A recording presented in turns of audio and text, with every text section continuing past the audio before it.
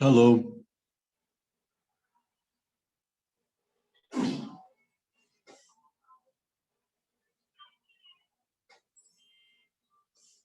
Okay.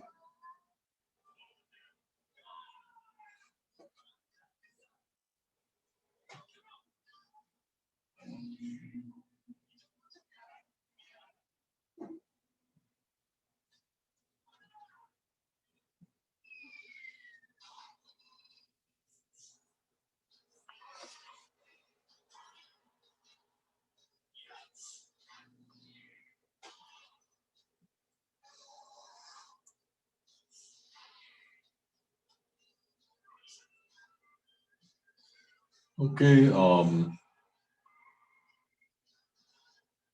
First, I should just apologize for being really late with everything. So really sorry about that.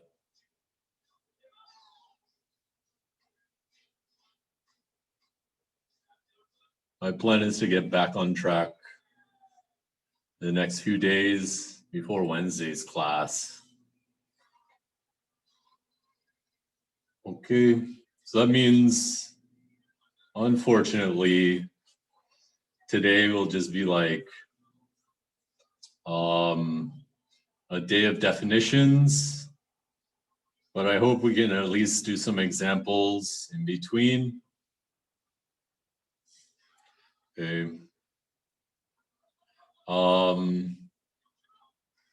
In my opinion, after this chapter, things get like more fun. Okay. Maybe not fun, but get more interesting.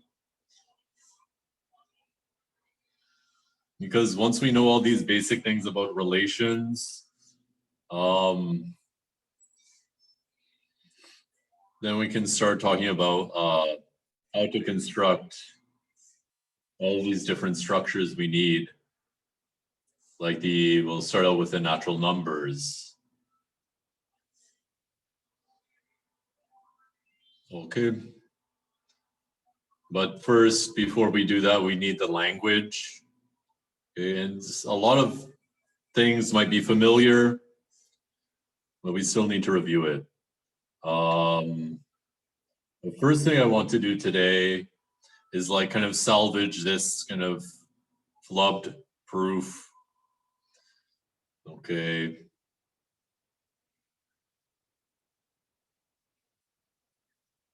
So I guess the first thing I'll do is just, I think this was the wrong approach.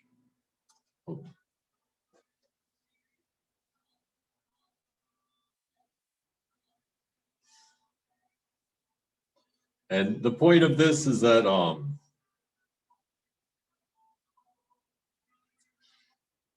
I want to find the domain of R as a subset of something which is given by our axioms.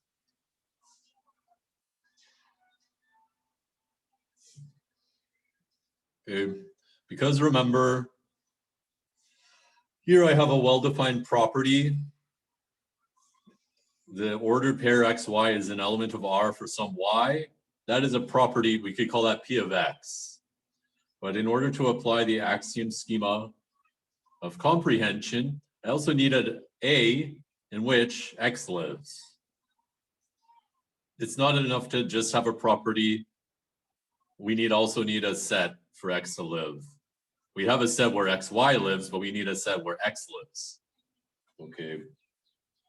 So and it's just like some thought will reveal things to you.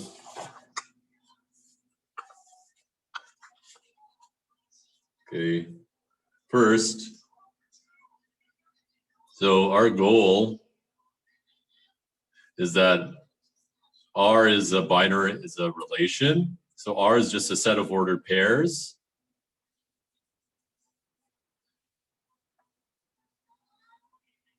And we need to find an A such that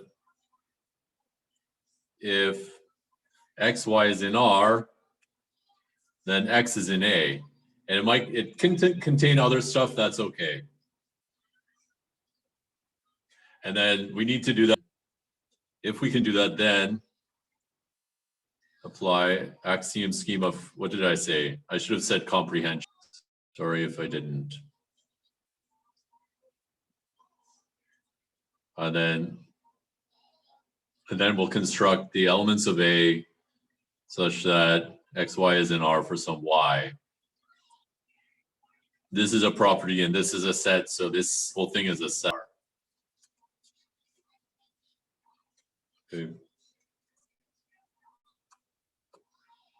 Okay, so that's our goal. Now let's try to work towards it. Notice that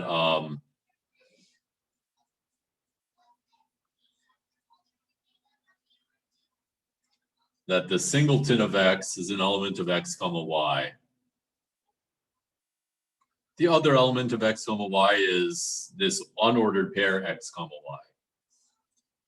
Right? Just to know that, just remember that the definition of ordered pair is just a singleton of x, the unordered pair of x and y as an unordered pair.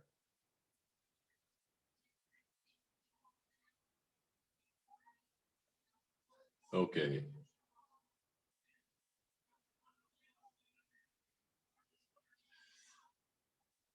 Okay, so that means now the singleton of x is in xy. Xy, the ordered pair xy is in R. So therefore, the singleton is just in the union of R.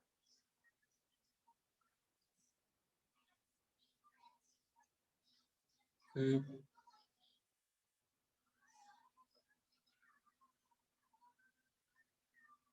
And the union of R is a set because R is a set by applying the axiom of unions.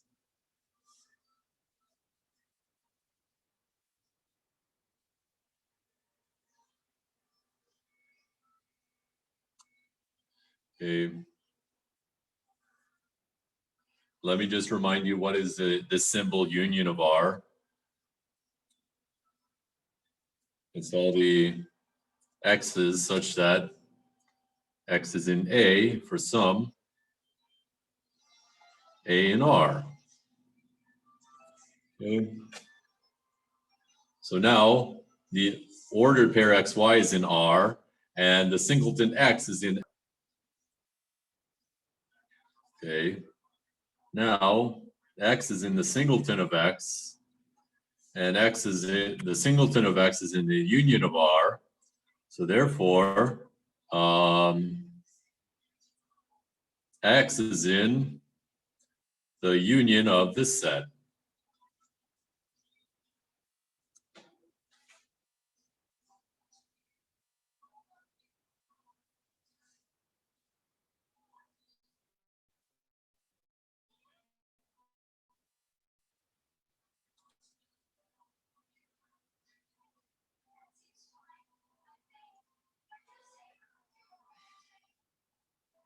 So now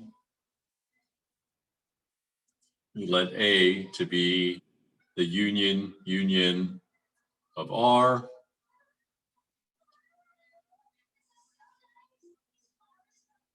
Oh, someone came in.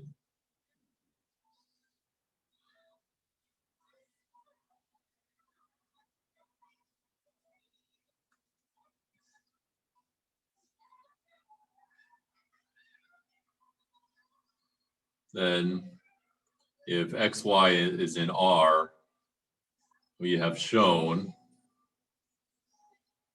that x is in A. Okay, and now we can apply the axiom schema of comprehension to get that the domain of R is a set, because it's all the elements of the set union R such that xy is in R for some y. Okay, so this proves that the domain of R is a set.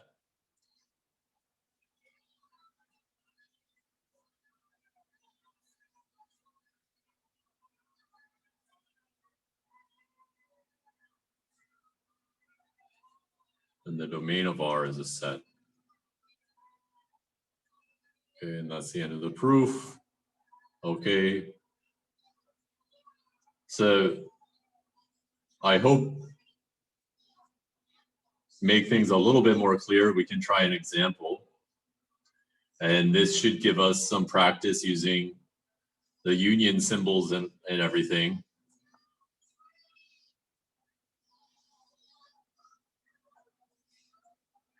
Let's take R to be just a set of two ordered pairs.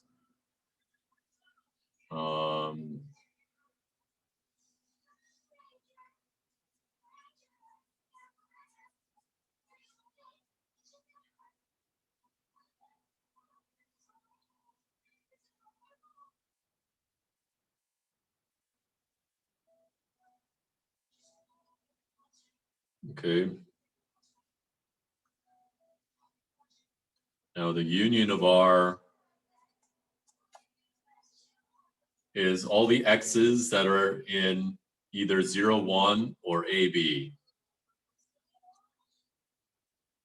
Okay. So 0, 1 is just singleton 0, the unordered pair 0, 1. AB is just like the same except A's and B's instead. Okay.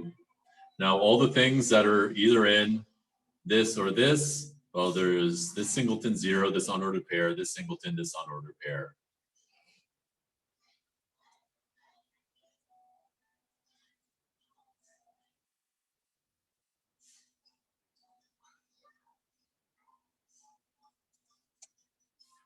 Okay. And now in the proof, we had to do the union of this set.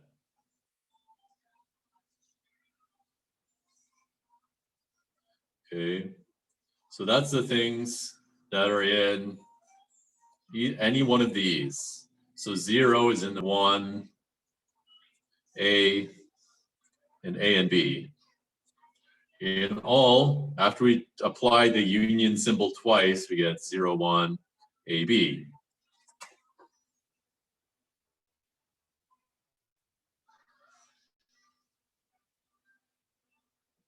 And in there we have 0 and we have A, which is going to be the domain of R.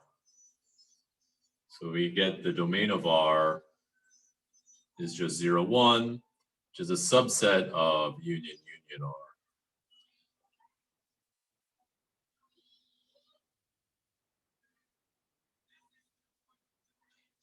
Okay.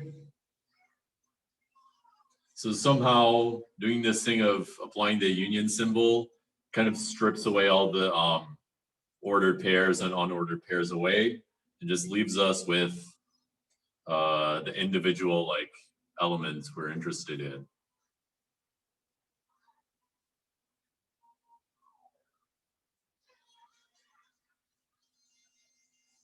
Do I mean 0, A? Yes, I do. Thank you. The 0, 1, that's not the domain of R.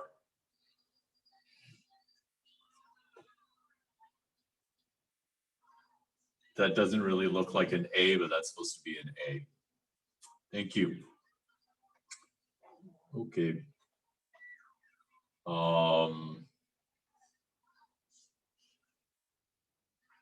So all of that kind of notation, the whole point of it is that now if we don't do that, now we need like an axiom of domain or something, like saying that the domain of a relation is a set, you know?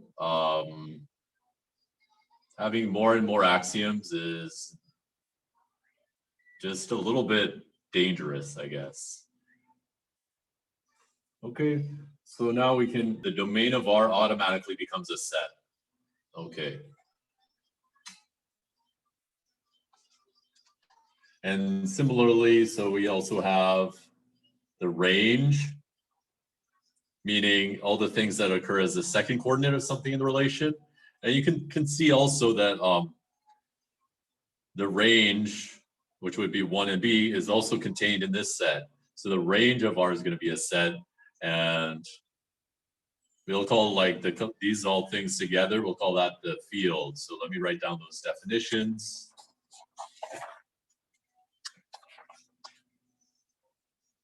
So definition.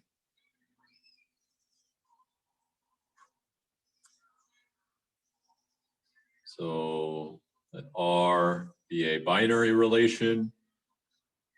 And all that means is that R is a set and every element of R is an ordered pair.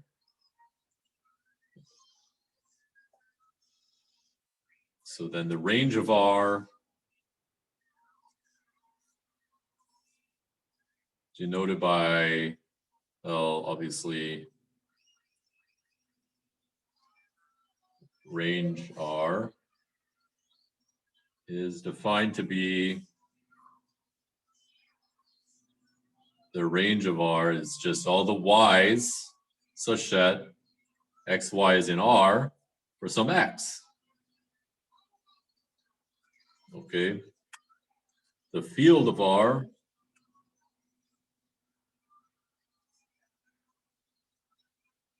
denoted by field R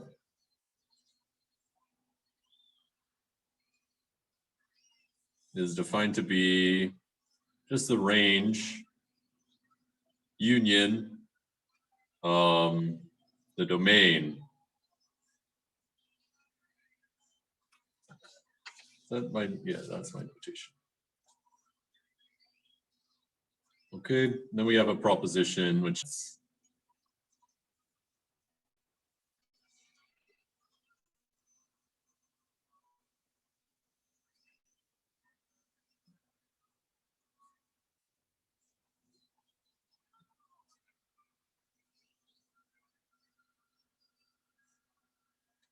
okay.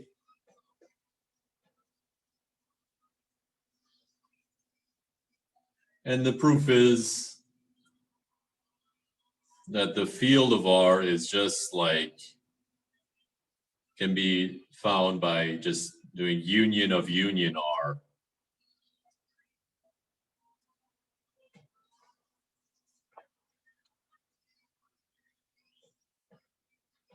So let's write down a proof.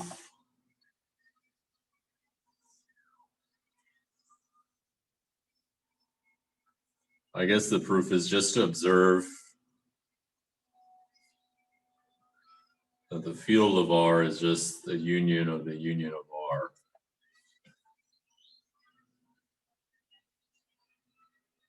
Then you use axiom schema of comprehension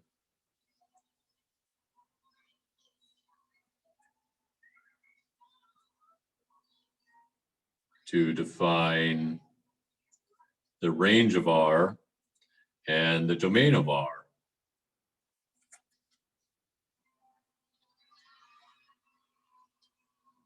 Okay.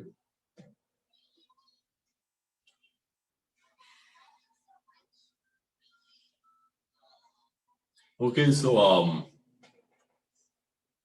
this might be a little bit weird, but you know, normally when I'm talking about a relation, I might say it's a relation on some set, meaning that before I define the relation, I tell you what the domain of the relation is, and I tell you what the kind of codomain of the relation is. But now I'm saying that the relation comes first. Okay. Which is, for set theory, that's a good thing because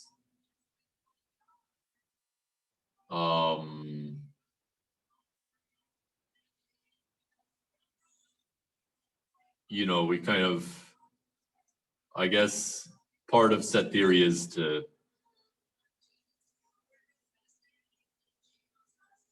kind of avoid introduce, like, kind of the point sometimes is to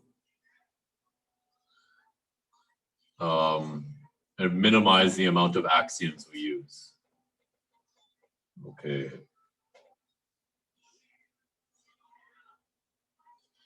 Okay, and now this is just the end of this. Okay. And now we say if the field of R is a subset of a set X, and we say R is a relation in X.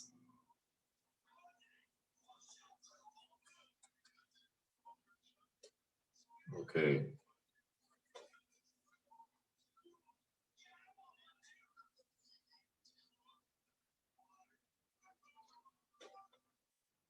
And you know, a relation is going to serve a lot of different purposes. Like it gives us a way to order things, but it also will give us functions.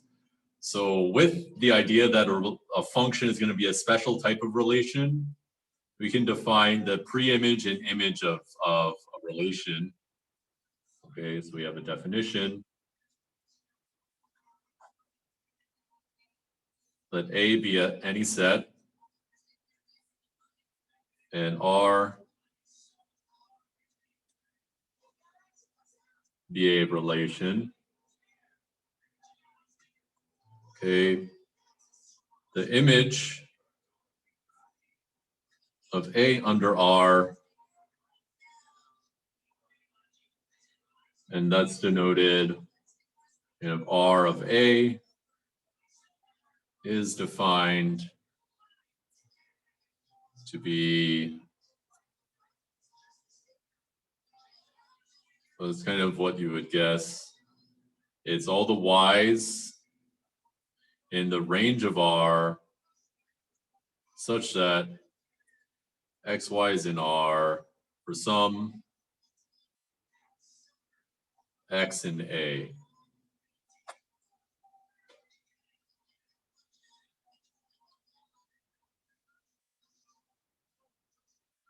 Okay. And you can see that this is a set because R is a set, and here I've written like a property. So I have a set and a property. I get the axiom scheme of comprehension gives me a set here. Now the preimage of a set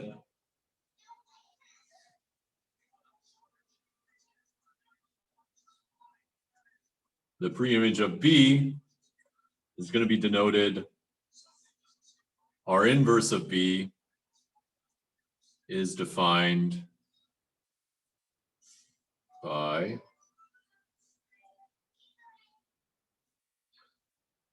R inverse of B. Well, you can kind of guess it's all the x's in the domain of R such that xy is in R for some y in B.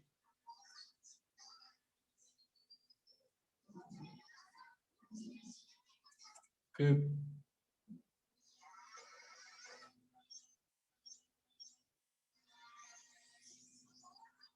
So I have images and preimages, which suggests to us that you know, functions are going to be a special kind of relation. That's good.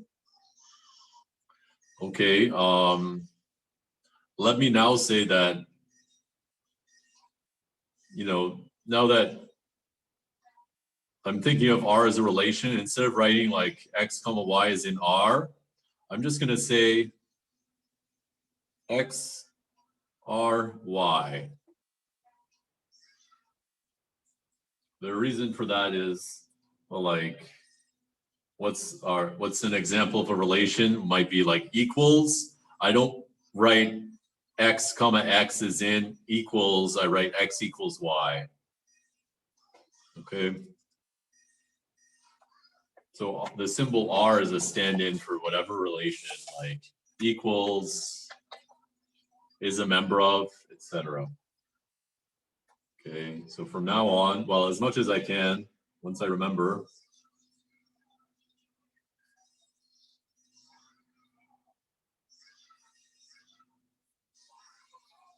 x, r, y just means that x, y is in R, and x, r with a cross, that just means X is not related to Y.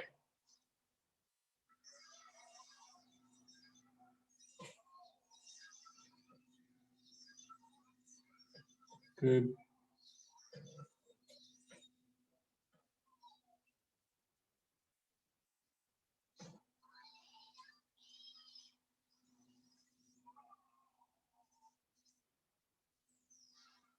And like I said, like we want one example of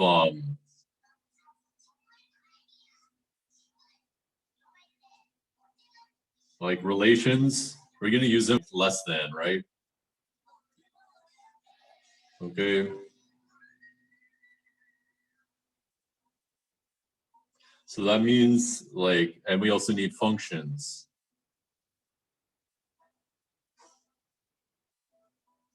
Okay. So if I say that like, if I have this relation less than, I can say that 3 is less than 5, but I could also say that 5 is greater than 3. Okay, so if I've defined less than, I also get another relation for free called greater than, just by switching the two entries. Okay, so that's going to be called the inverse. Let R be a binary relation.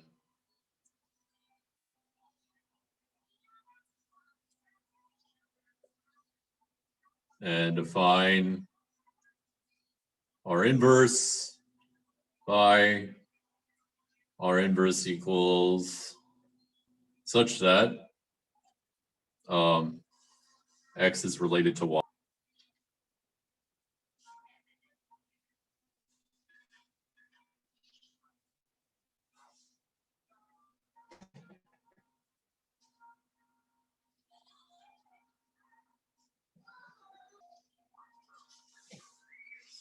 Okay.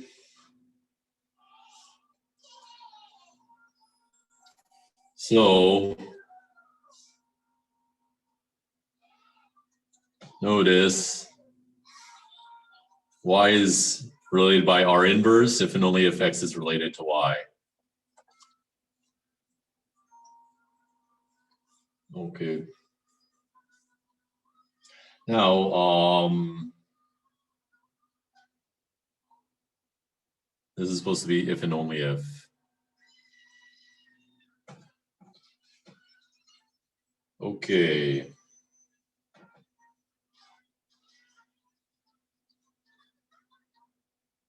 Just before, so we're gonna take a break in about 2 minutes, but before we do, I just want to go through this proposition that's in the notes.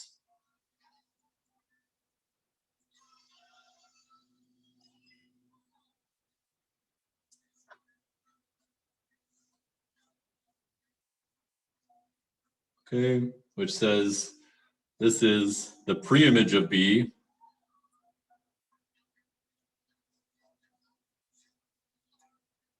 under R. And I also have the image of B under R inverse.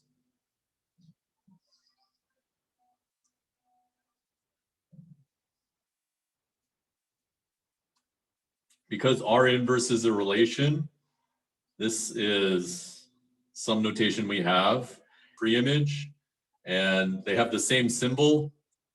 That would be bad for us if they were actually different. Well, I would have to have given this a different symbol, you know, but they're actually equal. That kind of justifies that there's two different ways that I can define the set. Okay, so let's prove that these two things are equal. The image of B under R inverse, we're going to prove that it's equal to the preimage of B under R. Okay.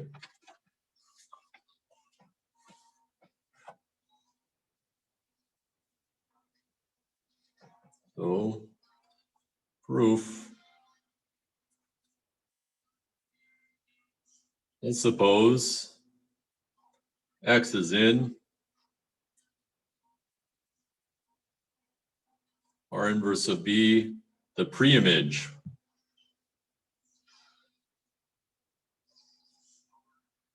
of B under R. Okay. The definition of the preimage says that for some Y in B. Okay. But then, so the definition of R inverse says that X is R inverse Y X. So Y is R inverse X for some X, or for some Y in B. And that just means that this is the definition of the image of B.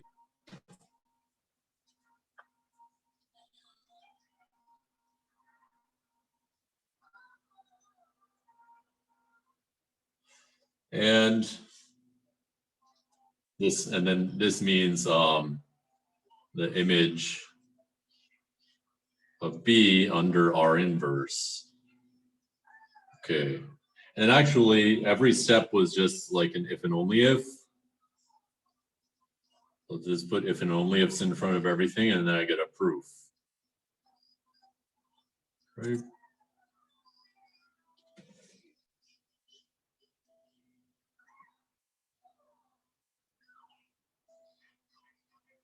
Okay, so the two sets are equal. Well, we just showed that X is in the preimage of B under R if and only if X is in the image of B under R inverse. So the two sets. So those two notions are the same. Okay.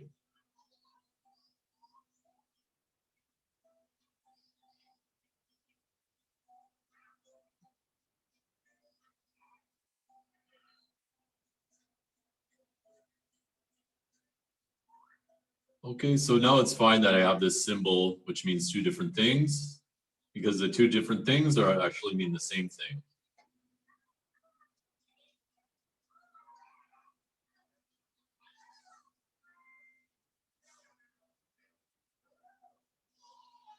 So like example,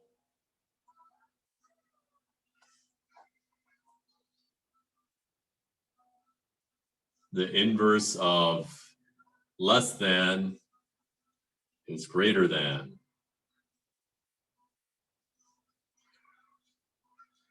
The inverse of equals is equals, right? Because equal, like X equals Y if and only if Y equals X. Inverse equals equals. That's a little bit too confusing. So I hope you'll just accept this rough statement.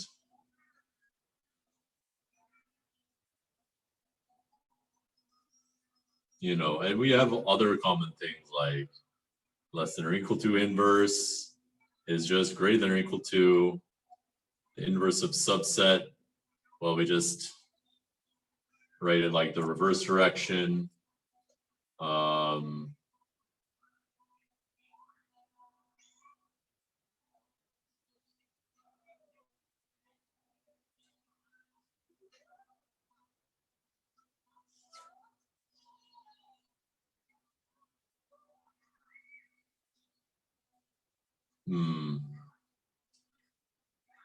That's the only useful ones that I can think of right now. Okay, so let us now take like a 10-minute break.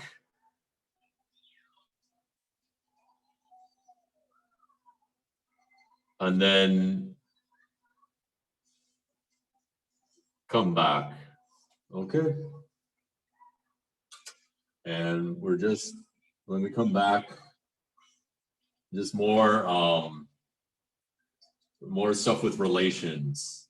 Well, because we need to define like everything we need for functions, for partial orders, we need all of this notation. And there's, you know, a relation is so broad that there's a lot of different properties for them. So that's why there's so many definitions. Okay. So I'm ending it and I'm just restarting using the same link. Okay.